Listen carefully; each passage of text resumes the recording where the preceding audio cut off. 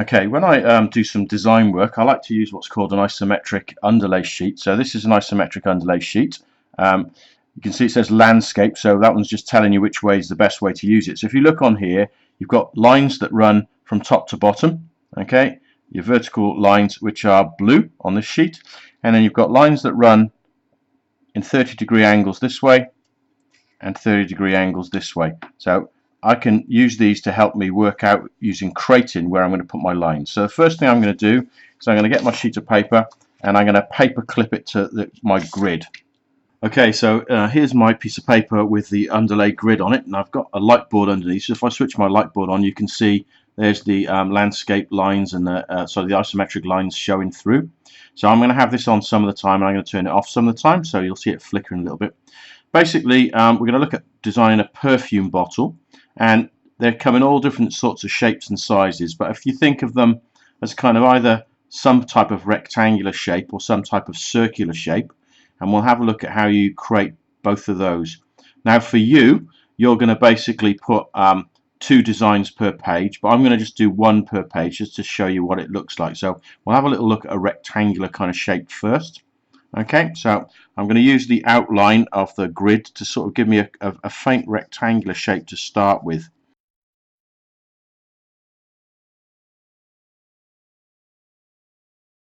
Okay, so there's a basic shape of a rectangular kind of bottle. I could shape it as some kind of sort of triangle shape. I could take curves that go inwards. I could take curves that go outwards.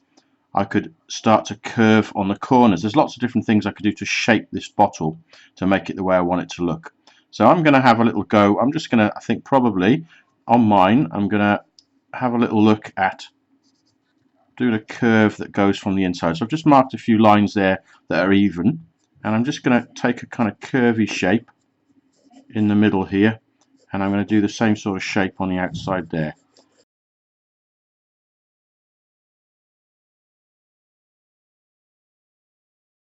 I could decide that I'm going to have a logo somewhere in the middle of it, so I might put my lines in here ready to work out what my logo shape would be.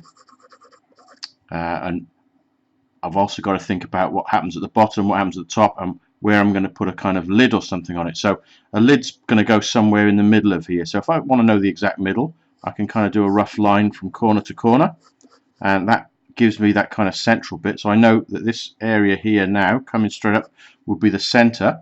So if I wanted to put, say, a circle or a cylindrical top on here, easiest way of doing that would be to turn this into a kind of square. And if I go corner to corner, I know that if I then start to round it off, probably like you saw in the coffee cup video, that starts to give me a kind of cylinder shape. And the same thing on the top starts to, now you can use ellipse guides to do this if you want to get it a more even shape. I'm just doing it very quickly now, and probably at some point on here I would need a little hole where the nozzle would be for the perfume to come out from. Now bearing that in mind, at some point I also want to put a lid on here, so I can count those sizes. I know that I've put in the bottom of here is about 2 by 2 in terms of the squares. So if I want to make my lid a little bit bigger than that, I'm going to come bigger than 2 by 2, and I'm going to go maybe sort of more like 3, and I'm going to start off, and again I can turn this into a cube in the first place to kind of see roughly the proportions of it. So I've got to get my lid inside this shape so it fits on the top of this one. Now again, do I want it to be square? Do I want it to be round? If I want it to be round, I could do I could round it off and whatever, but maybe I'll keep it as kind of squarish, but I'll just round the corners off. So I get a kind of cubey type lid, but it's got a softer look to it. So all I'm doing is I'm playing around as I'm going through the design process. That lid could go on top of that that bottle shape. I might, on my bottle itself, decide that the edges here are a bit harsh, so I might curve them slightly just to make it look a bit softer. Most bottles don't have a really sharp edge to them. Most of them have got a slight curve going on. kind of logo am I doing it? I might just follow the same sort of shape that I've got here. So if I've got internal curves, I might do the same thing. Maybe I'll do it in reverse, or maybe I'll take a curve this way to give it.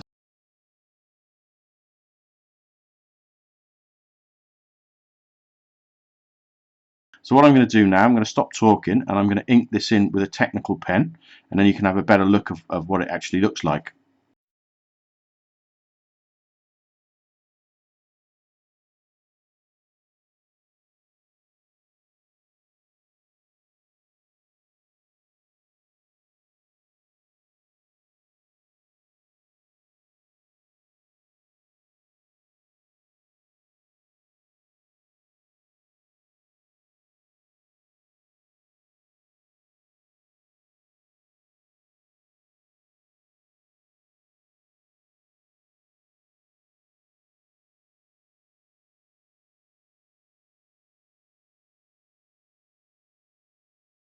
Okay, so that's what the end result looks like. It's a very quick design, but now I've got something I can start adding some color to.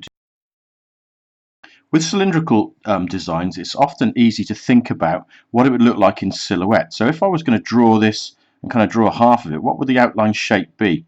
So I know that through the middle of the bottle I've got to have a straight line, but what kind of shape do I want? Now I've got to have a bottom, it's got to sit somewhere, and I've got to have a top, and the top's going to be where the lid goes on. But after that point, how I decide to shape this outside version of the bottle is basically up to me. So that is a kind of outline which we could go for. That's one sort of bottle shape. So you imagine that mirrored, and that gives you what the bottle would look like. So how do you do something like that in 3 dimensions? Okay, so our bottom is bigger than our top, but both of them are smaller than the full width of the bottle. So if we thought the full width of the bottle was these outside lines here, we need something smaller at the top and bottom, and we'll try them out ellipses basically. So same as we did before, if you want to work out an ellipse, easiest thing to do is to draw a line straight across, and you think about the corners. So I'm going to make this one slightly smaller than the actual size of that body. I'm doing this very roughly. You could be using ellipse guides if you wanted to, but that's going to be my bottom. My top, I'm going to make it even smaller again. So there's the middle. I want something that's going to be fairly small. That's going to be the top of my bottle. Okay, and it's got to have, if it's going to have a neck to put a lid on, it's got to come down slightly. So I'm going to bring that down a little bit first to give it a bit of thickness to it. But we know that this is in a straight line. Okay, so if you look at the shape I've got on here, I've got a curve that comes out and goes in and comes back out again. So I want to kind of do something similar along these lines. So if I want to come out from here, I want to round this out a little bit more.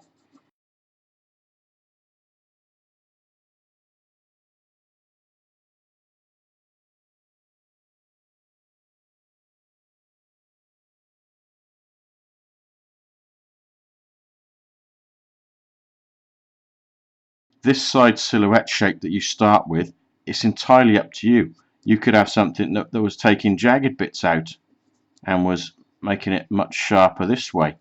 You could flatten it out and make it more kind of more like a drink bottle kind of shape. Really, it's up to you how you play with that silhouette to get the kind of shape of bottle that you quite fancy.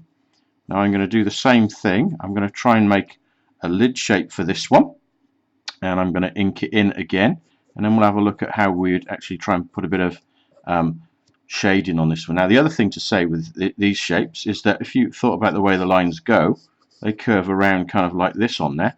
If you were going to put any kind of label or logo on, you've got to think about them following a curve rather than fitting into a rectangle like the last one did. So we're going to come much more kind of this way with our shaping when we do it.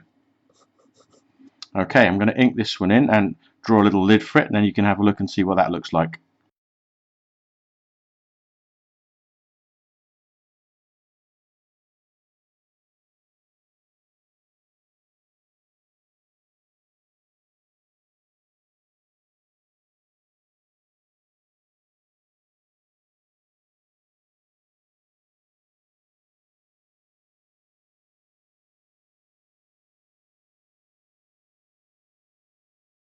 Okay, so that's what the bottle would look like before I scan it and add some Copic marker color to it.